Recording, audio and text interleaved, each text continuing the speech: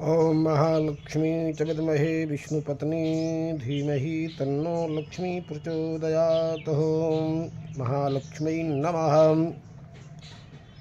वैसे दीपोत्सव के पावन पर्व पर पुराणों में, शास्त्रों में अनेक कथाएं वर्णित हैं।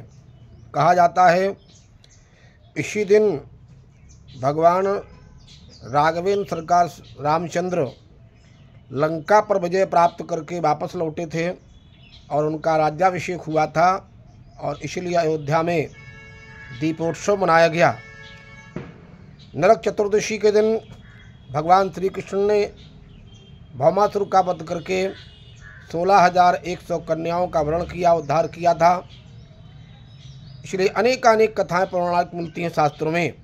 इसलिए दीपोत्सव पर्व 5 दिन का ये कोई साधारण पर्व नहीं है, ये अनुष्ठान है। एक कथा मिलती है, एक साहूकार की बेटी हुआ करती थी, भक्ति परायणा, माता लक्ष्मी के चरणों में अनुराग रख करके नित्य प्रति पूजा करती थी। पीपल के वृक्ष के नीचे माता लक्ष्मी का ध्यान करे, दीपक जलाए, गुड़ इत्यादि खीर का भोग लगा करके माता लक्ष्मी से प्रार्थना करे।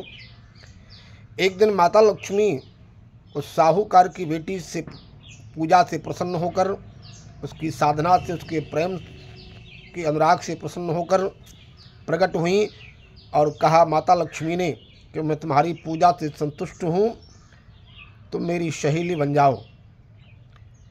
उस देवी बेटी ने कहा मैया बन तो जाऊंगी, लेकिन मुझे अपने माता पिता की अनुमति लेनी होगी। घर जाकर के माता पिता की अनुमति लेकर के आई, माता लक्ष्मी की सहेली बन गई। एक दिन माता लक्ष्मी ने उसको अपने यहाँ भोजन पर आमंत्रित किया। माता लक्ष्मी के यहाँ भोजन पर आमंत्रण स्वीकार करके वो साहूकार की बेटी गई तो सुंदर सुंदर भोजन जिवाया। माता लक्ष्मी ने सुंदर सोने के थाल में भोजन परोसा, सोने के गिलास में जल दिया, नाना प्रकार के दिव्य आभूषणों से भोजन इत्यादि से निवृत्त होकर के विदा किया, नाना प्रकार के आभूषणों से अलंकृत करके।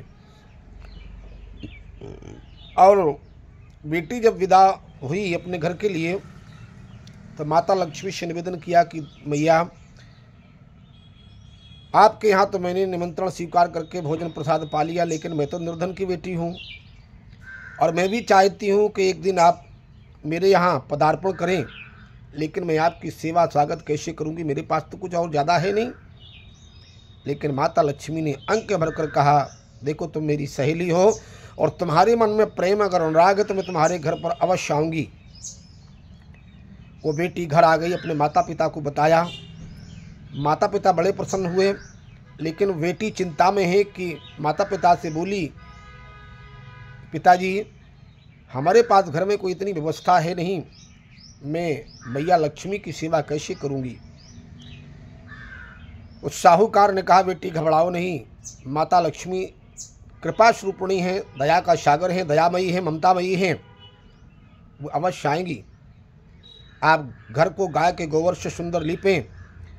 उस बेटी ने गाय के गोबर से सुंदर घर को लीपा, चौक बनाया, चौक पर पाटा डाल दिया और माता लक्ष्मी जब आती हैं तो उसी सुंदर चौक पर आसन पर बैठाया, सुंदर भोजन जमाया और भोजन जमाने के बाद में माता लक्ष्मी की कृपा हुई तो उसी समय एक चील नौलखा हार ऊपर से गिराती है। वही नौलखा हार माता लक्ष्मी को उस साहूकार की बेटी ने अर्पण किया। अर्पण करने के बाद चरणों में प्रणाम करके भावुक होकर के रोने लग गई कि मैया मेरे पास और कुछ भेंट करने के लिए है नहीं।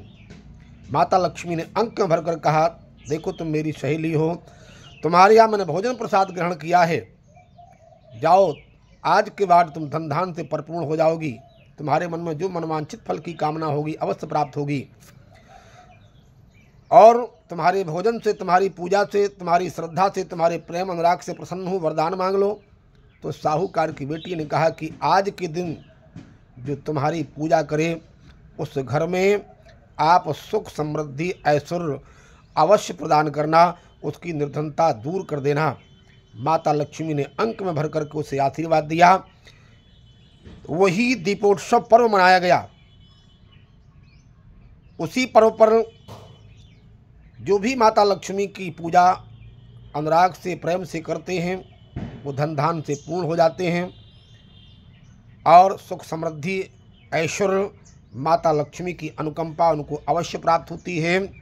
इसलिए नियम पूर्वक रात्रि के समय चौकी पर माता लक्ष्मी का गणेश जी का आसन दें। हो सके तो सुंदर मखाने की खीर बना करके भोग अवश्य लगाएं। इसके बाद जो भी घर में पकवान बने उनका भोग लगाएं और जो भी तुम्हारे पास श्रद्धा से हो उसका भोग लगाएं। गाय के गोबर से लीप करके, गाय का गोबर अगर ना हो तो गंगा जल ही छिड़क कर दें, पोंछा मार दें गंगा जल का। वहाँ सुंदर चौक रंगोली बना करके माता लक्ष्मी को चौकी पर स्थापित करें, निवेदन करें, भाव विभोर होकर के उनसे प्रार्थना करें। जो भी आपके पास पूजन सामग्री हो उसका पूजन सामग्री लेकर के पूजन करें और भोग लगाएं और माता लक्ष्मी से प्रार्थना करें तो निश्चित रूप से आपके जीवन में माता लक्ष्मी कृपा प्राप्त होगी और आपके जीवन से निर्धनता समाप्त होकर के धन संपन्नता ऐश्वर्य आरोग्य आयु की वृद्धि होगी। ऐसा माता लक्ष्मी का वचन है। बोली लक्ष्मी मैया की जय।